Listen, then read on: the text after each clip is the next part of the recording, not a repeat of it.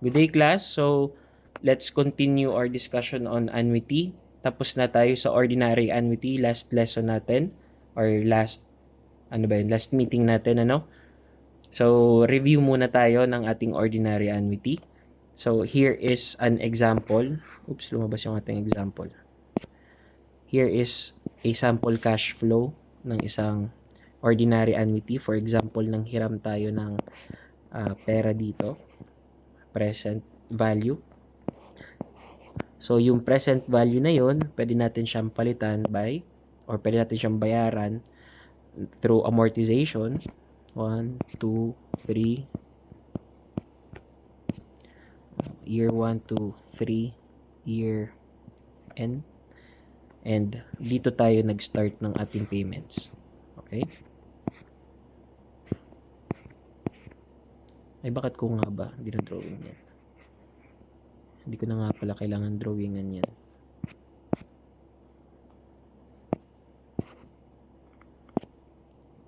Okay, ganyan lang para mas malinis. So, nagbabayad tayo ng value na A for amortization or yung ating annual payment. Okay, so ano nga ulit yung ating formula? Assuming meron tayong interest of I percent. So, the formula, review for P. Sa F muna tuloy. Mas madali. Saan nga ulit yung F? Dito ba? Yes. Okay? At year N. So, ang nakuha nating future value pag ginamit natin yung formula is dito sa part na to. Okay? At year N. Okay, so, kunin muna natin yung year N. So, yung F, ano yung formula natin? Given A, that is A times 1 plus I raised to N minus 1 all over I. Okay? Then, ito, pag nakuha na natin yung F, para makuha mo si P, well, dalhin mo lang si F papunta doon. Okay? So, P is equal to F times 1 plus I raised to negative N. Okay? Or, that is A times 1 plus I raised to N minus 1 all over I times 1 plus I raised to N. That is your P. Okay? So, itong F, guys, yan, yung buong yan. Okay? So, ito talaga, itong term na yan, yan lang yan. Okay, so, I hope na-review natin. So, yung lesson natin talaga for today is about the other types of annuity, which are, number 1, deferred.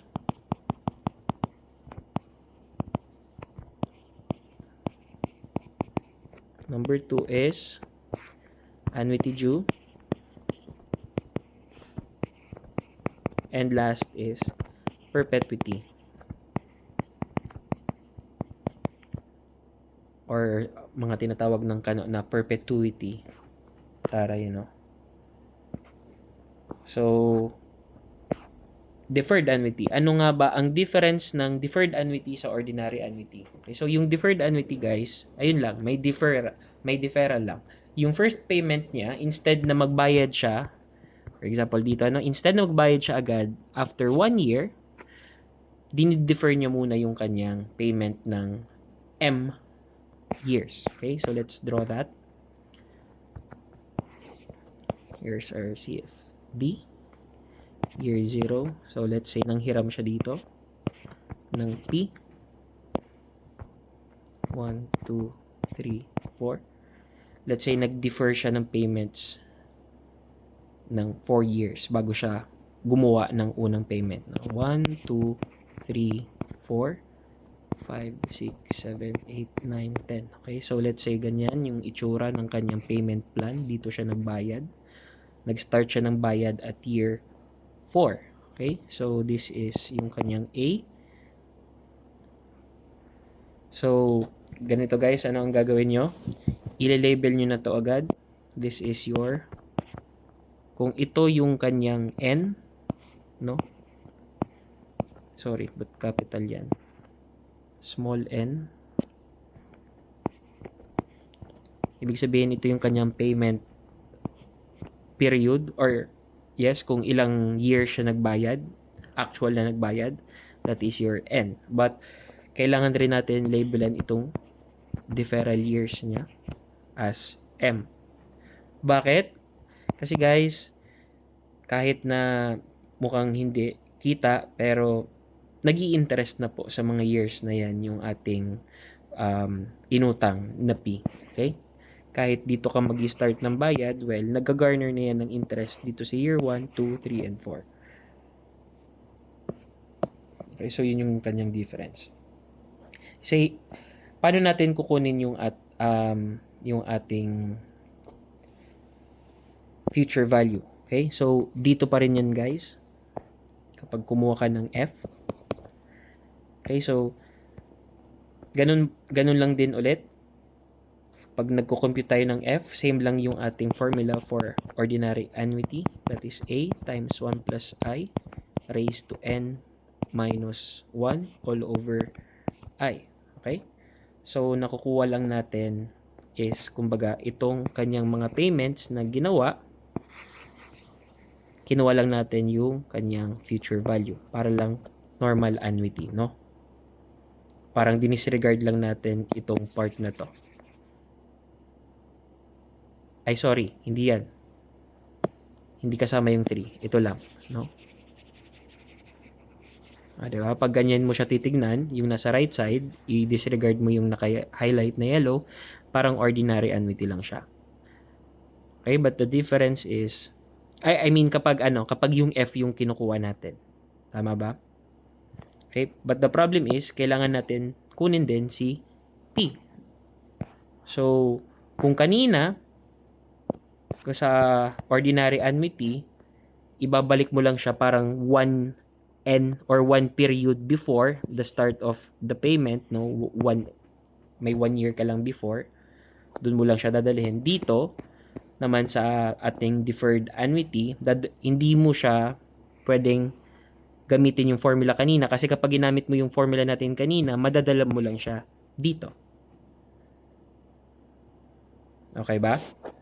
So, paano nga ba natin siya dadalhin? That is just your P is equal to F. Dalhin mo dun sa balik, which is 1 plus I raised to M plus N. Okay? So, kanina, negative pala yan. Negative M plus N. Kasi pabalik. Kung i-compare mo to dun sa ating normal, raised to negative N lang to. Okay? Dito ngayon, raised to negative M plus N. Siyempre, counted yung M doon sa pag-compound. Okay? Okay. So, mamaya tayo gumawa ng examples. Move on muna tayo sa next, which is yung ating annuity due. Ito, medyo mas masakit to sa ulo, no? So, yung annuity due, guys, ang difference niya sa deferred annuity at ordinary annuity, yung unang dalawang annuities, tandaan nyo, palagi, yung payment is at the end of year 1 or at the end of month 1 or at the end of day 1 or kung ano man yung payment period na specified. Sa dulo po ng unang period. Okay, dun po yung payment. Pag annuity due naman, sa start. Okay, so ano yung itsura niyan as compared doon sa ating normal cash flow diagram? I mean, sa normal na cash flow diagram ng ordinary annuity. This is year 0, 1, 2, 3, ... N. Okay? Ay, lagyan natin N-1 pala. Pakita natin. And, lagyan natin ng year N. Okay? So, kapag sinabi nating deferred annuity, guys, no? Sa start tayo magbabayad. Okay? So, ito, tingnan nyo muna, kung ano yung itsura ng isang ordinary annuity. I-drawing ko sa blue. This is ordinary annuity. Tama? Parang ganyan yung kanyang payment. Pero guys, kapag tayo ay deferred annuity, kailangan natin igalaw lahat ng payments pakaliwa. Kasi, dun nga tayo sa start. Okay? Start ng kada due. Or start ng kada period. Okay? So, ganyan. No? So, ito yung actual talaga kapag annuity due. Inusog lang natin papunta sa kaliwa. Let me erase that. Okay? So, I hope malinaw.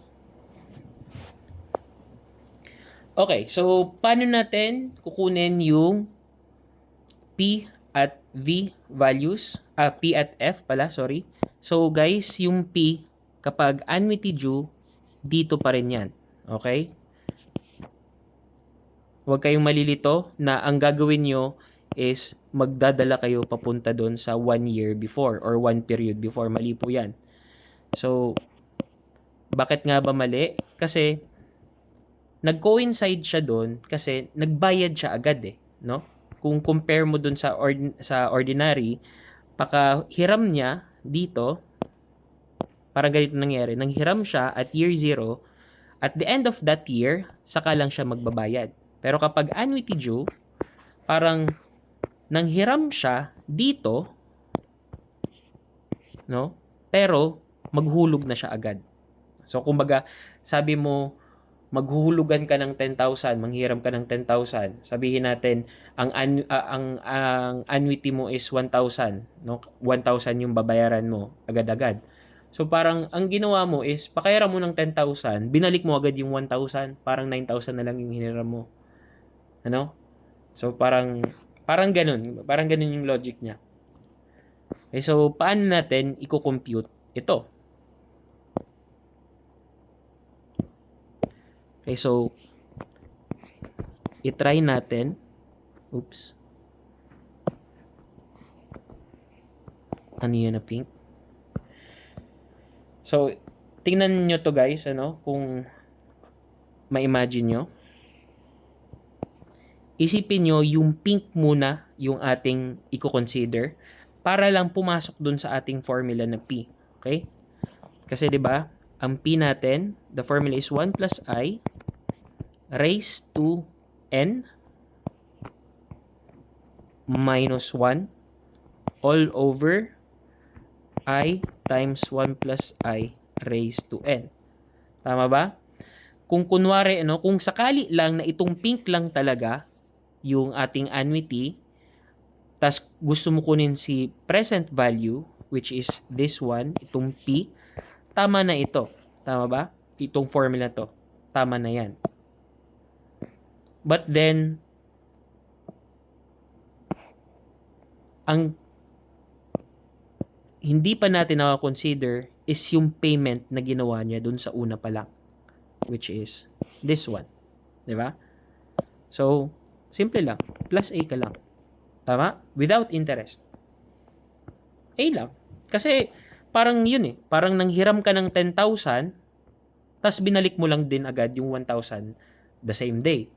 O, diba? Hindi naman mag-i-incur ng interest yung 1,000 na yun, yung first 1,000. Okay? And also, pansinin natin, tama ba yan na up until N? Bilangin natin, no? This is 1, 2, 3, up until N minus 1 lang. Okay? Dapat, ito, this is N minus 1. N minus 1. Bakit? Kasi kung titingnan natin, guys, no? Bilangin natin yan. This is 1, 2, 3, 4, 5. Kumbaga parang yung N talaga natin dito is 5. Pero kasi, ang ginawa natin is hindi natin in-include yung una. So, N minus 1. Tama? Hindi natin in-include dito sa interest yung isa. Itong minus 1. Bakit? Andito yan, no? Wala siyang interest. Okay? So, I hope malinaw kung bakit n minus 1 yung exponent for this one. Okay?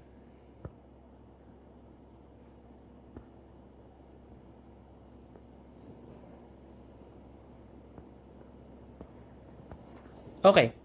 So, yung f naman, paano naman natin kukunin yung f? And saan nga ba talaga yung f? So, huwag kayong malilito kasi doon sa ating ordinary annuity, sa dulo, andun yung f. Di ba? Pero dito guys, yung f natin is andun sa dulo. Bakit? Kasi inusog lang talaga natin lahat.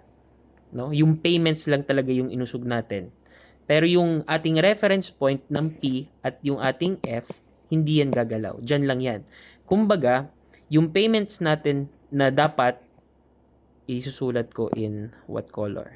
Ito. In red para kita nyo, no? Yung ordinary annuity, nandito siya, no? Yan dapat yung ordinary annuity and yung kinumpute natin na P at F, yung dinerive natin, reference siya dito sa dulo nung annuity and yung P is 1 year or 1 period before. Tama ba? Pag deferred annuity, ay pag annuity due, guys, ay yung reference points natin, yung P at F, hindi yun gagalaw. Yung payments lang talaga. Okay, so from here na kanina,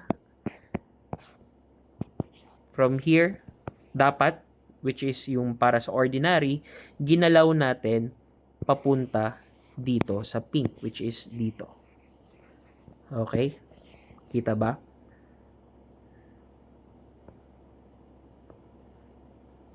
Yung P at F, same lang po. Okay? Same lang yung placement niya sa ating diagram. Okay? Huwag lang kayo malilito na ilagay dito sa dulo ng annuity. Dito yan. Bakit? Kasi nga, itong binayaran niya for year 5, covered niya na up until doon. Tama? Parang ito, nagbayad siya ng year 1, covered na yung buong first year. Then, magbabayad siya ng year 2, covered na yung buong second year. Babayad siya ng third payment, covered na yung buong third. Bayad siya ng fourth, covered na yung buong fourth. Babayad siya ng fifth, covered na yung buong fifth. Okay? So, pag nag-compute tayo ng future value, ano yung kalalabasan niya?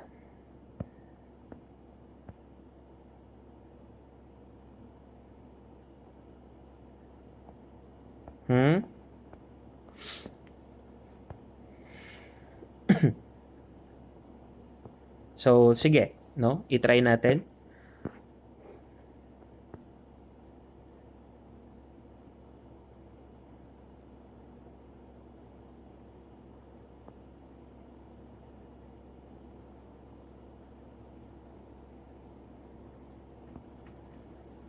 So, pwede nating isipin as something like this, ano? Para hindi na natin, or para mas madali i-visualize yung ating CFD pag nagdo-draw or pag nag-set up tayo ng equation. Ang gawin natin is, same lang to same lang dito sa kaliwa. Imagine nyo yan. 1, 2, 3, n minus 1, oopsies,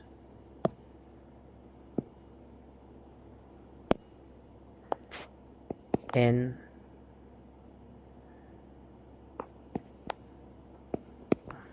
1, 2, 3. So, yung payments niya talaga is nandito, no? Year 0 up until year n minus 1. Okay, so, para mas madali, ang gawin natin is magdagdag tayo, no? Ganito yung gawin natin. Magdagdag tayo ng isang pseudo payment. Kumbaga, broken line lang natin. Okay? Pag ganyan, parang hindi na natin ginalaw. Ano? Parang hindi na natin ginalaw yung buong setup. Nagdagdag lang tayo ng isa. Kapag ganyan, mas madali mong masa-setup yan. Bakit? Well, paano mo kunin yung formula for that, for the f? That is, kapag ito yung usapan, no, that is a, kung magkano man yung a na yan, times 1 plus I raised to n plus 1. Tama ba? Minus 1 all over I. Bakit n plus 1? Kasi nagdagdag tayo ng isang pseudo payment. Nagdagdag tayo ng parang 1 year. Okay? Bakit tayo nagdagdag? Para lang guys, pumasok yung ating setup for an ordinary annuity getting the future value F. Ganyan yung itsura niya, di ba? And sa dulo nun, meron kang F. Okay? So, ito na ba yung ating future value? Magkamukha ba itong F na to sa F na yan? It's in the same place, no? Pero yung accumulated, hindi. Bakit dito sa F na to, meron kang extra 1 payment? Okay? Dito, wala. So, para makuha mo itong F na to,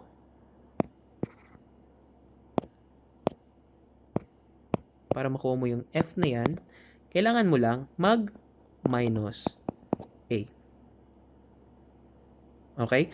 So, kung ano yung pseudo payment natin na A kanina, alisin mo lang din.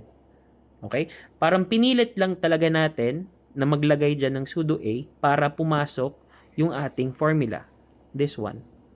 Then, isubtract mo na lang din sa dulo. Okay? So, there you have it. That is our, i-rewrite ko lang, ano?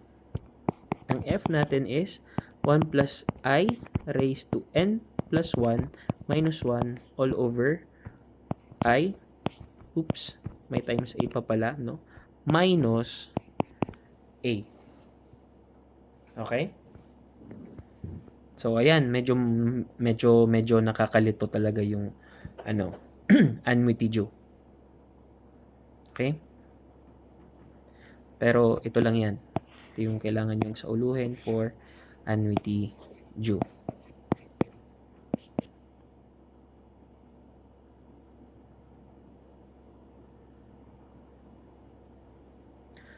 Okay?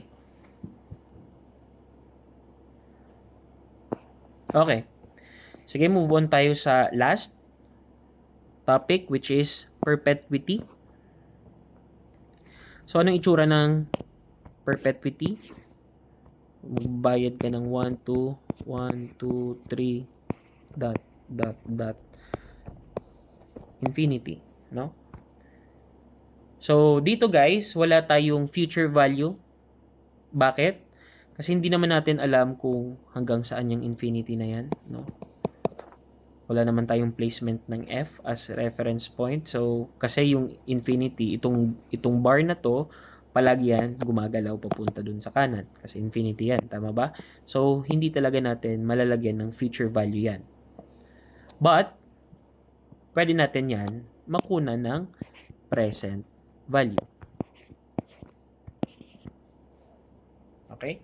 So, for example, I have payments, no? 1 up until forever or hanggang mamatay.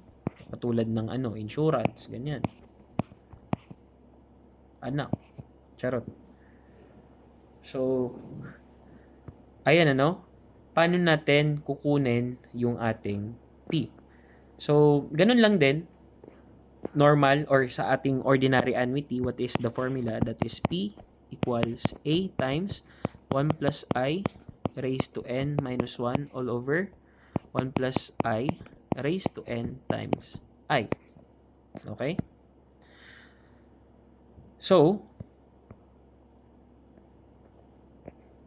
ano yung N? Well, your N is infinity. Hindi nga siya natatapos, so tuloy-tuloy lang.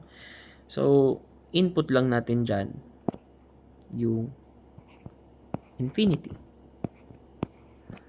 Okay, so what happens kapag ganyan? Nangyayari guys, no, if I have 1 plus I raised to N, or 1 plus I pala raised to infinity, sobrang laki niyan, actually, no? Sobrang laki niyan. Wag naman pink. Ito na lang. Itong value na to, guys, sobrang laki niyan kasi 1 plus I raised to infinity. Kahit nga ano maglagay ka ng example 1.08, yung I mo is 8%. 1.08 kahit raise mo lang sa 100 or 1,000, sobrang laking value na niyan, guys. No, so kung iisipin nyo, a value that's so large minus 1. Tama?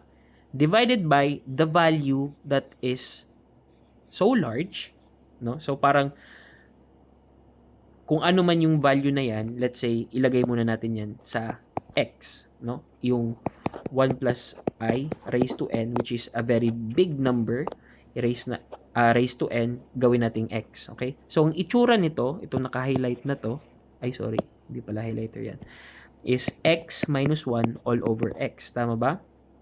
Ito ay ito ay ito. Minus 1.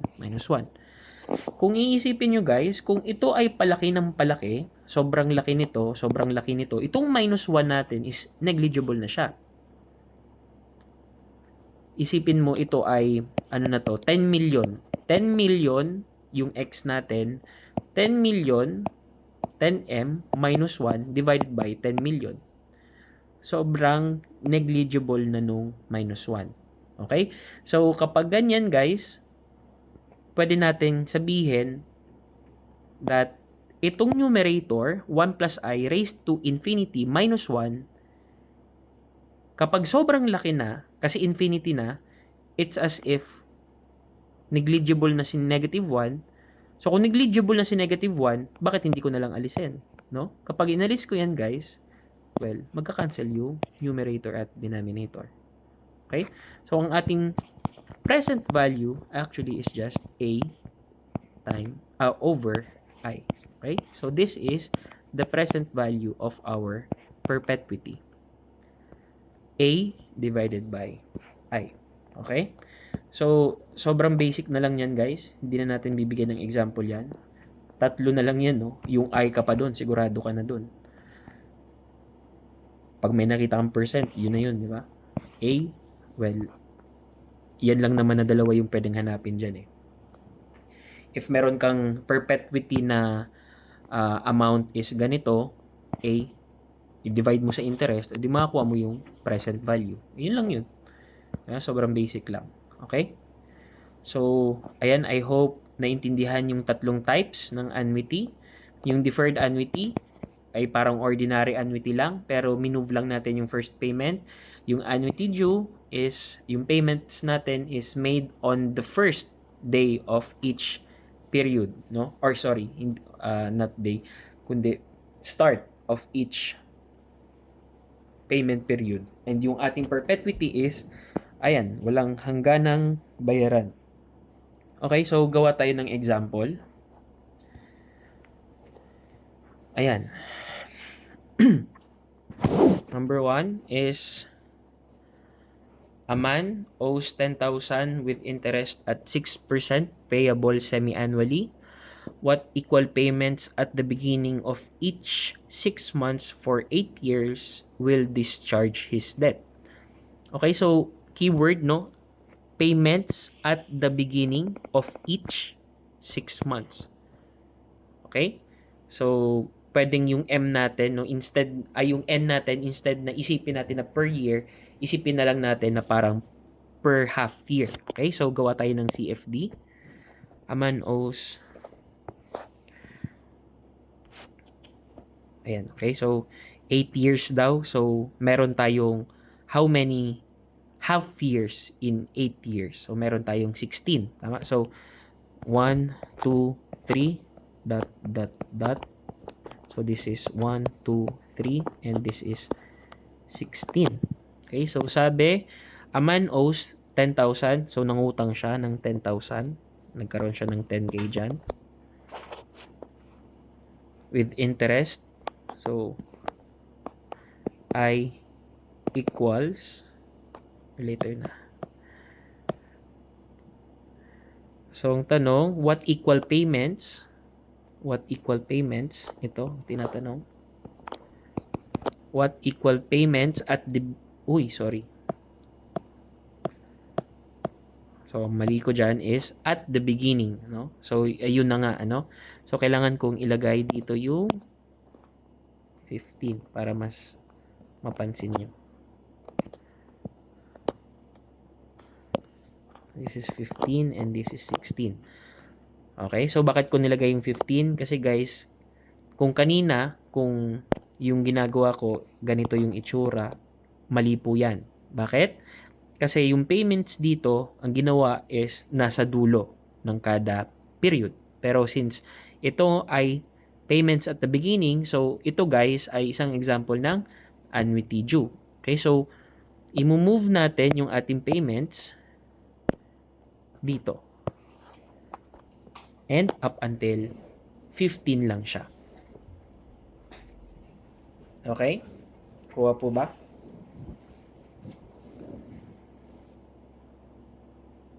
So, yung kanina is nandito siya. Ginalaw lang natin pakaliwa.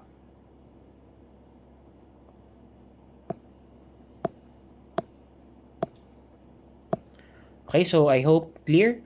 So, ang hinahanap natin is yung A. Meron given tayo ng P. So, we can use the formula for annuity due, which is, ano nga ulit yung formula natin? RP is equal to A times 1 plus I raised to n minus 1. Tama ba? Kasi kung ang n natin dito is 16, babawasan pa kasi natin yan. From 0 to 15, yes, that is 16. Pero babawasan natin kasi itong isa is hindi siya kasama sa compounding. Tama? So, this is minus 1 all over 1 plus I raised to n minus 1 times I minus A. Okay? So, i-plug in natin or let me just factor this out, no? So, yung A. So, itong buo, 1 plus I. So, ilagay ko na guys, ano nga ulit yung 6%. So, 1.06 raised to n minus 1 is 15 minus 1 all over 1.06 raised to 15 times 0.06.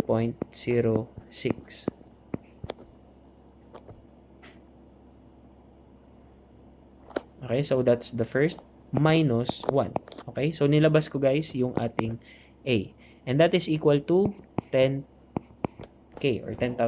Okay, so yung A natin, that is 10K divided by 1.06 raised to 15 minus 1 all over 0.06 raised to 15 times 0.06 minus 1. Okay, so calculator. Teka lang guys.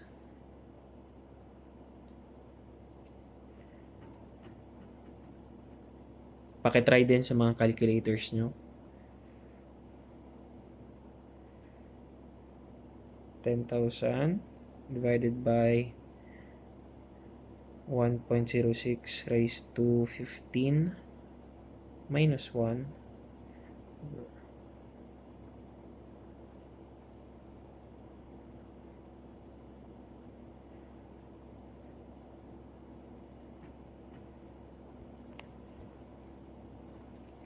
So, ang nakuha kong sagot is, tama ba to? 10,000 divided by 1.06 raised to 15 minus 1 all over 1.06 raised to 15 times 0.06 minus 1. Ang nakuha ko po ay 1147.8093. Okay? Or that is equal to 1,147.81 pesos. So, yan yung kailangan niyang bayaran na equal payment from year 1, from year 0 at up until year 15. Okay?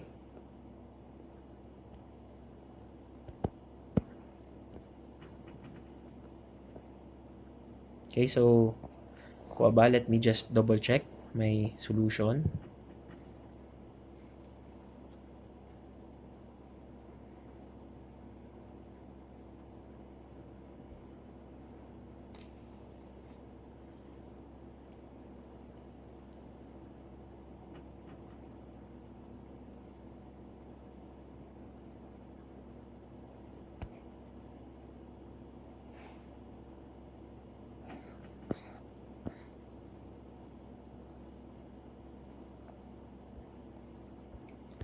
Okay, may mali ako.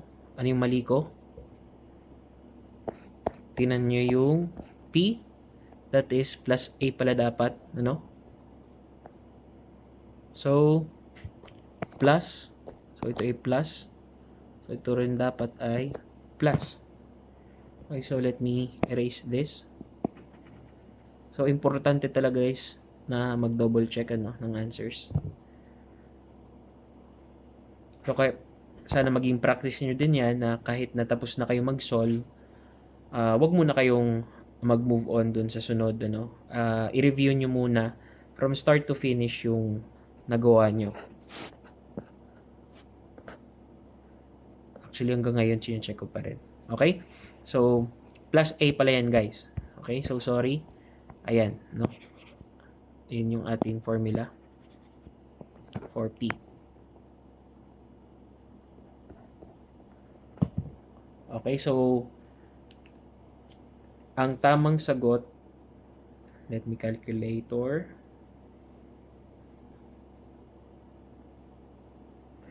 That is 772.92. Okay? So, ito po yung kailangan niyang bayaran kada semi-year. Okay? So, bakit ako nagtaka kanina? Parang mali yung sagot ko. Kasi, 15 payments yan, no? 16 payments and 10,000. Kung 1,000 yung kanina nakuha natin, so parang ang laki naman para mabayaran yung 10,000. No? Isipin nyo 1,000 kada half a year. So 1,000 or 1,000 times 16, di ba? Ang laki para dito. Okay? So doon parang nagtaka ako na parang may mali. So ayan, mas lumiit yung ating babayaran. 772.92. Okay? So move on tayo sa next problem. So, Joji borrowed 500,000 pesos at 8% per annum to start his business.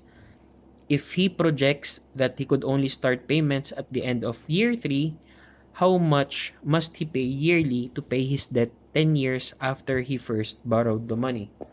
Okay, so, ano daw? Erase natin. Or dito na lang pala. Gawin natin yung CFD. So, nanghiram daw si Joji ng 500k. So, nagkaroon siya ng 500k dito. Okay, so sabi, if he projects that he could only start payments at the end of year 3, no? So, this is the end of year 1, this is the end of year 2, this is the end of year 3. So, sabi, he could only start payments at the end of year 3. So, dito yung unang hulog. How much must he pay yearly to pay his debt 10 years after he first borrowed the money? So, yung magbabayad siya up until hanggang kailan lang? Ayun, to pay his debt 10 years after he first borrowed the money. So, ibig sabihin, magbabayad siya starting year 3 up until 10 years after he first borrowed the money. So, kailan yun? That is 1, 2, 4, 5, 6, 7, 8, 9, 10. Tama? Dito siya nanghiram ng pera. So, gusto niya matapos siya magbayad 10 years after niya unang nanghiram ng pera. Okay? So, that is 1, 2, hanggang doon. Okay? So, dito yung dulo ng kanyang payments. Okay? So, this is yung kanyang A. So, ulitin natin kung ano yung sinabi. Joji borrowed 500k. Okay? So, nanghiram siya 500k. And sabi, he projects that he could only start payments at the end of year 3. So, this is the end of year 1, 2, and 3. So, dito siya nag-start nung kanyang payment. How much must he pay yearly? So, magkano daw si A such that he can pay his debt or matatapos yung kanyang hulog 10 years after he first borrowed the money. Okay? So, 10 years after he first borrowed the money, then that is year 10. And nagsimula siya ng payment year 3. So, this will be his payments. Okay? So, ilan yan? This is 4, 5, 6, 7, 8, 9. Okay, so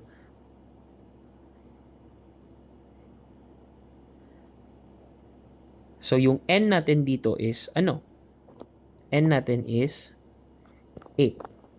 This is our n. Okay? Bakit? Bilangin nyo. Ilang beses siya magbabayad? 1, 2, 3, 4, 5, 6, 7, 8. Or that is, well, 10 minus 2. Okay? So, 8 years. Okay, so ang tinatanong is yung ating A. Okay, so let's try. So, yung ating P, equation natin, or kunin muna natin tuloy si F.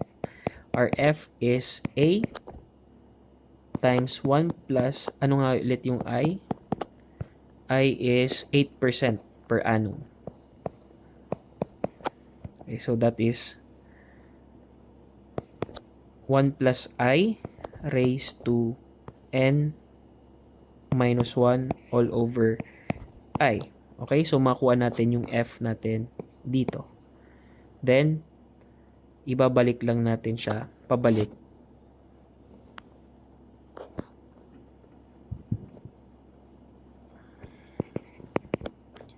So, this is P times 1 plus I raised to negative M plus N. Okay? So, kumbaga,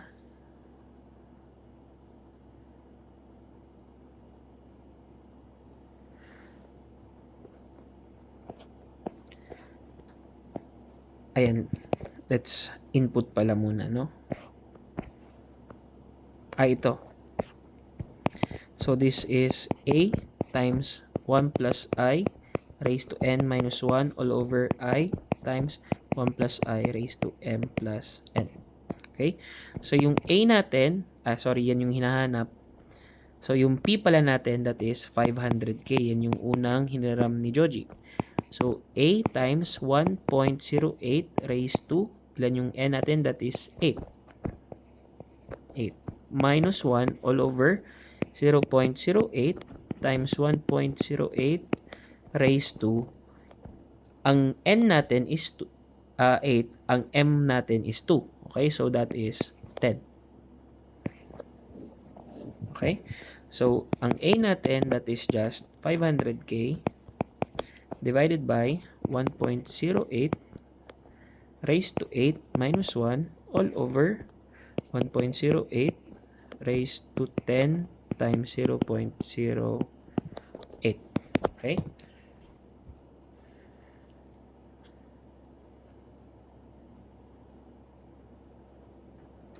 Teka lang guys, kina-calculator ko. So 500k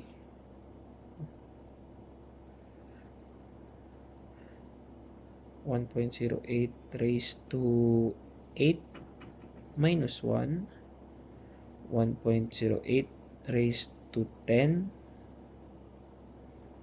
times 0.08. Okay, so the answer is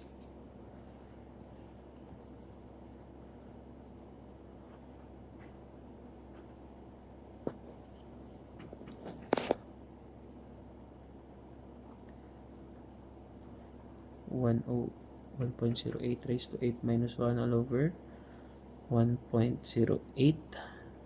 raised to 10 times 0.08. Okay, so the answer is 101,485.4084. Okay, or that is approximately 101k 485.41 pesos. Okay? So, ito yung kailangan bayaran ni Joji starting year 3 for 7 years. Okay? So, bakit medyo mas malaki yan, no?